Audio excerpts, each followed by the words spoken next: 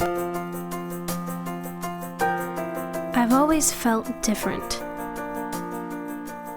There are a lot of labels to describe my difference, but none of them define me. Who am I really? What can I become? Can I overcome my challenges? Have others like me found their strength? Can I find it too?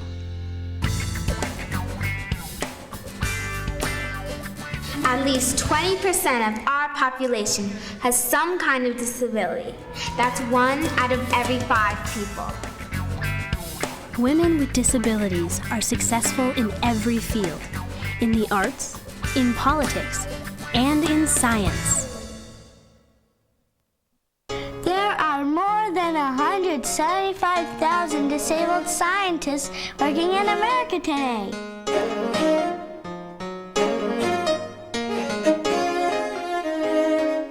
I used to think I was the only one. When I grew up, I lived in a town that was very provincial, and I was the only disabled person that I knew in my school. Then I got out, and I saw that there were lots and lots and lots of people with disabilities in the world who were very active in society. By having a revolution of one, we can change our society. We don't need to think about the differences that separate us. What we need to think about are those unifying characteristics that we call humanity.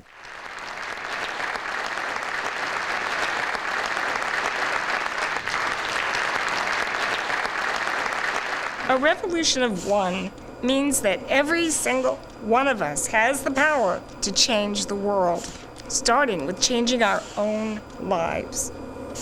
I'm Dr. Margaret Nosek, and I've dedicated my life to studying and improving the lives of people with disabilities.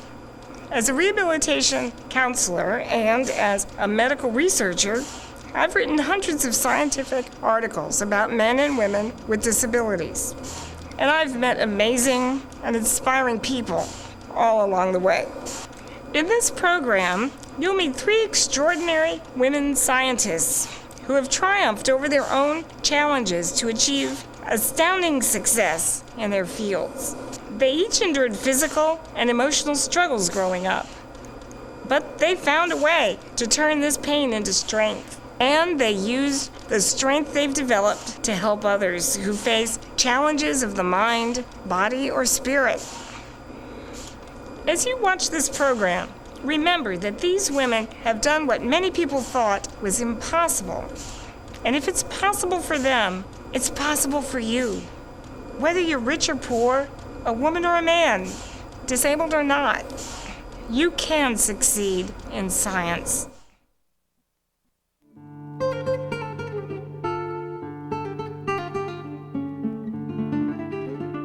Don't let anybody tell you you cannot do it. Remember that you need time and you will learn how to do it. Don't allow anybody to discourage you to the point that you really cannot do it.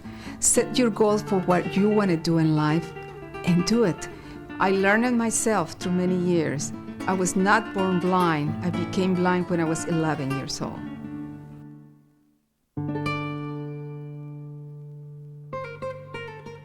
I was born in Mexico, a family of 10, and everybody very healthy and very happy.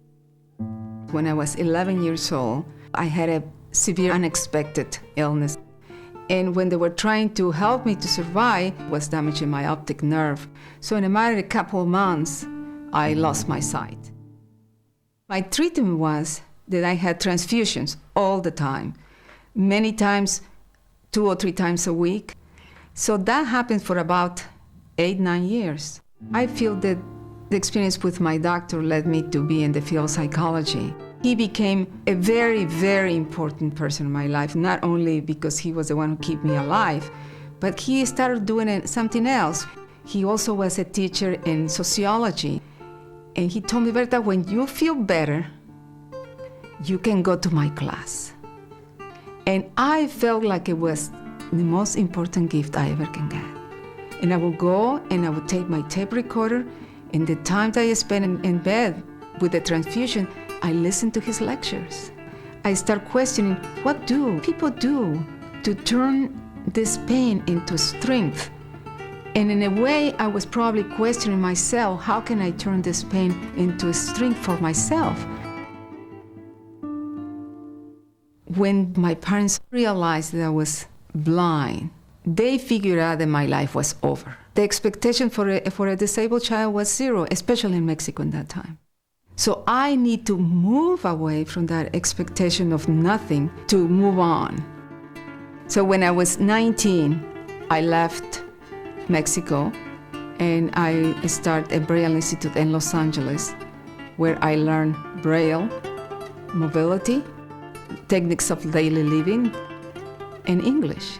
3 years later, I got my BA in psychology from Pepperdine University. A year later, I got my master's degree in psychology from Pepperdine. Was all what I was doing, was completely dedicated for that.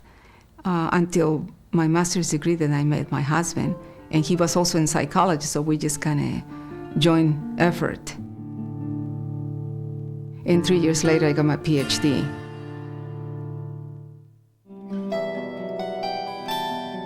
The wonderful thing about the United States in the school system is that there's many ways to get educated. I did a lot with tutors.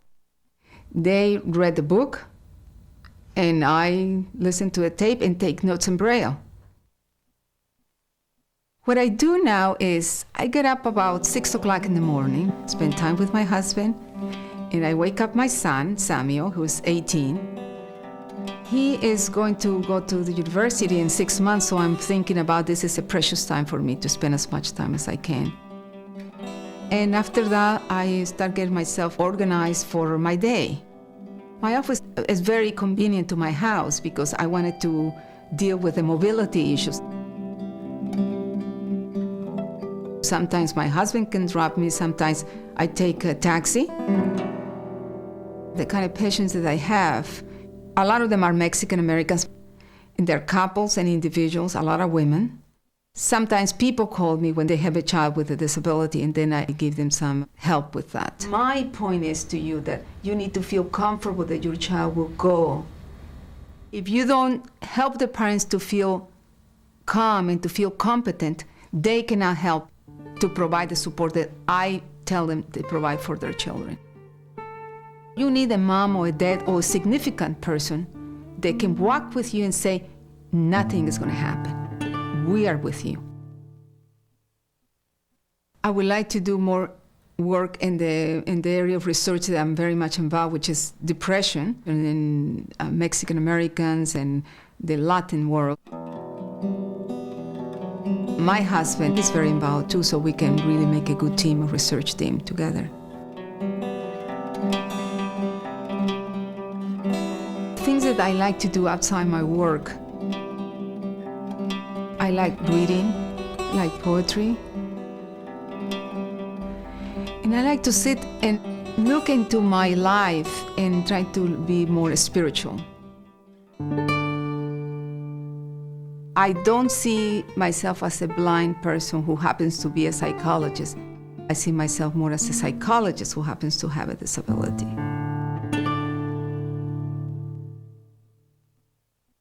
I pledge allegiance to the flag of the United States of America. Elizabeth Blanco was the very first woman doctor in America, and she was blind in one eye.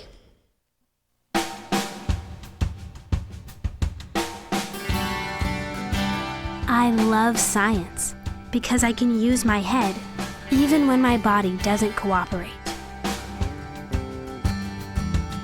I dream of becoming a doctor because doctors helped me. I believe I can succeed because I know that I am strong. But will anyone else believe it?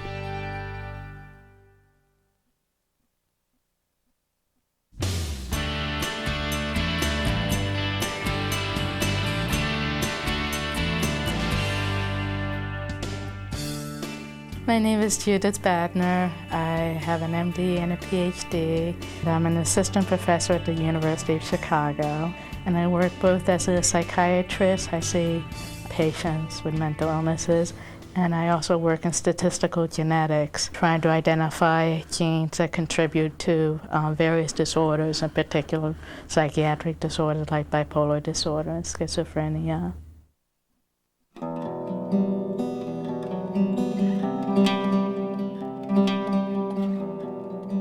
Growing up, certainly, and even now, there's no one that I know that's just like me. I think I'm the only person with dwarfism that has an MD and a PhD combined. An MD allows you to do clinical work. It allows you to see patients. A PhD is geared more for doing research. And an MD, PhD is someone that is qualified to combine both clinical work and research work. I started getting interested in genetics when I was about in junior high school, I guess. Then I started to want to learn more about my form of dwarfism. I had a lot of leg surgery to prevent future problems. I was out of high school for many months at a time. My experience with the surgeries in high school very much contributed to my interest in medicine, and my family was very supportive. It was interesting that they always told me, you know, they believed in me, they thought that I could do it, and they supported me. But they told me many years later, after I actually did it, they thought I was being totally unrealistic, but they didn't want to be the ones to tell me. And they actually thought, well, surely they would tell her at college that this was totally unrealistic. And no one ever did, so I did it anyway. I remember for me the turning point. I was at a hospital, and I saw a person with dwarfism in surgical scrubs. When I saw it, I thought, gee, it is possible. And I thought, well, if it is possible that someone can do it, then it's possible that I can do it. People talking about finding a mentor that is as much like you as possible. I mean, that's not something I really saw as possible for me because I was so different. But what I've learned is you try to be flexible. I mean, you don't just look for someone exactly like you, but someone that shares parts of you.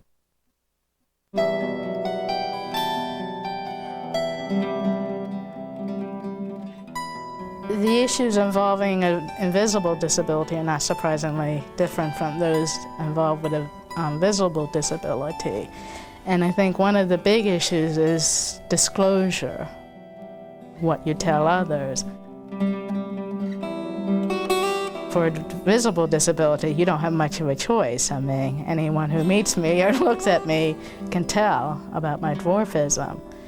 And in some ways that makes things hard, and in other ways I think it makes it easier because I don't have to worry about, well, what if they find out this about me? You know, they already know, I gotta deal with it, and that's it. And with my patients, they always have to think about, well, who do they tell? What's going to happen when they tell? And, well, if they don't tell, what happens when they can't keep it a secret anymore? There are long hours and a lot of hard work, but there's definitely time for relaxation. In fact, I think finding that time is essential, you know, in terms of being able to do well at work.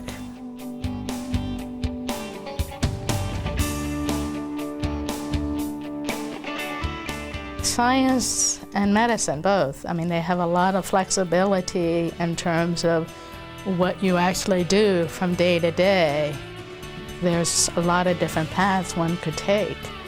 And you know, even if someone had physical or mental limitations, that might close off some paths, but other paths would still be open.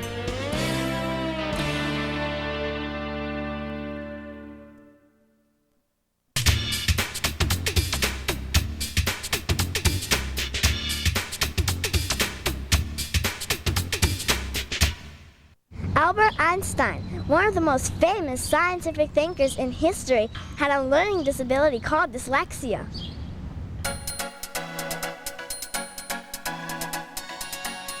I use my strength in the face of my challenge, and the boundaries around me disappear.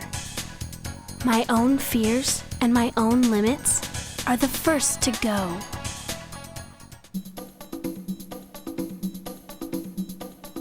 I'm a pediatric neurosurgeon, and a pediatric neurosurgeon is someone who operates on the brain and the spinal cord and specializes primarily in taking care of children with problems of the brain and spinal cord. Many times when you're starting out on a road where there are not a lot of people who have done similar things, you have to forge your own way. And for me, in neurosurgery, at the time that I was initially applying, there were not a lot of women. There weren't a lot of role models that I could use. I think I always knew I wanted to be a doctor. I was probably around 4, 5, 6 when I looked at everything and I said, you know, I really think I want to be a doctor. Probably that's because I also, when I was a child, spent a fair amount of time seeing doctors going back and forth. I have a form of spina bifida, so I had an operation when I was younger to deal with the curvature of the spine. I also have weakness in one of my legs. My right leg is weaker. It affects me primarily because it means that I have to wear a leg brace, so I need to have a shoe that is a slightly different size as well, just to be able to have both legs be even when I'm walking. For me, the handicap was something which I wanted to make certain was part and parcel of who I was, but not the thing that was focused on most. If you ask me about myself, I consider myself a woman and a neurosurgeon and a wife and a person with various interests and talents, and it takes a long time for me to come to the point of saying, oh, and I have a brace. I think neurosurgery is like many high-end areas of medicine, science, art. I think all things come down to talents, ability, and interest. And then to some degree drive. How much do you want it? The first things I did when I realized that I thought about becoming a neurosurgeon was to talk to a lot of people. I went to neurosurgeons at the institution at Columbia, where I was a medical student. I talked to neurologists. I talked to residents in neurosurgery, and I tried to define what it was that a neurosurgeon did. How did you become a neurosurgeon? What did it take to become a neurosurgeon? Did I have the physical stamina, the abilities emotionally to deal with some of the problems that they deal with, and the intellectual strength and ability to become a neurosurgeon as well? When I followed my patient into the operating room, it was love at first sight. I had never seen anything as beautiful or spectacular or interesting in all of the time that I'd been training. And I can remember details of that operation to this day, and that's 20 some odd years later. It was just exciting. It was exciting to be able to operate. My days are always full. They're always complex, and they're always changing. I generally get to work sometime between 6 and 6:30 in the morning. Most days I will go and round on my patients and make sure the patients that I have in the hospital are doing well. I'll operate generally 2 to 3 days a week, and I'll see patients in clinic another 2 days a week. And then various times I'll also do various research projects. There was a time when I first came here that I spent a considerable amount of time in the laboratory doing experiments. That's changed over time as my responsibilities as chief of pediatric neurosurgery and also my responsibilities in taking care of patients have increased. And so I spend much more time now in a collaborative fashion doing research. For me, teaching is one of the reasons also why I'm in an academic center. I love teaching residents. I love teaching medical students. Well, one of the exciting things about being a pediatric neurosurgeon is that you're dealing with children who grow up to be teenagers, who then grow up to be adults. So you're not just dealing with a person who's already completely formed. I take care of problems of children that started as they were being formed, that happen as they begin to grow and develop. In some cases, it's related to things like tumors that may develop at any point. The variety is enormous. I participate in a project that we've been working on now for over 5 years. In fact, this year when we go, it'll be our 6th year to Guatemala. It's called Project Shunt, and what it represents is a combination of working with Healing the Children and the Pediatric Foundation of Guatemala to deal with neurosurgical problems of poor children within Guatemala City and Guatemala. Last year, 25 of us went down to Guatemala and performed about 35 neurosurgical operations in a period of 1 week.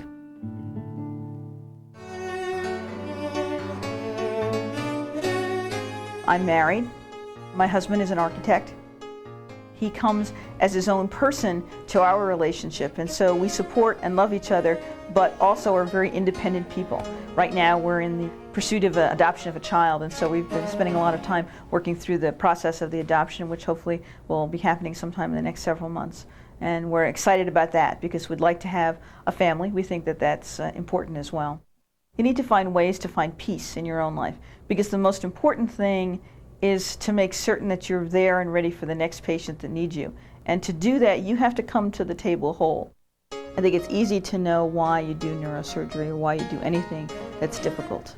One, because you love it, and two, because at the end, when all is said and done, you've done something valuable. Charles Bonnet, who is deaf and blind, is considered one of the founders of modern biology for his studies of photosynthesis and reproductive science. Just because someone thinks I can't do something doesn't necessarily mean I can't. The fact is, just because it hasn't been done doesn't mean it can't be done. And a lot of people without disabilities have no idea what it's like to have a disability or how you can work with it or work around it. You can succeed in science because you are putting the best of you.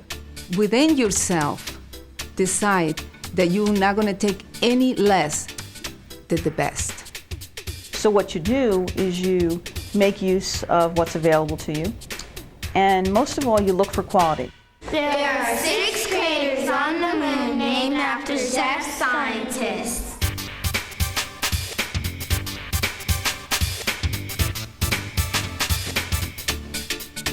I am a young woman.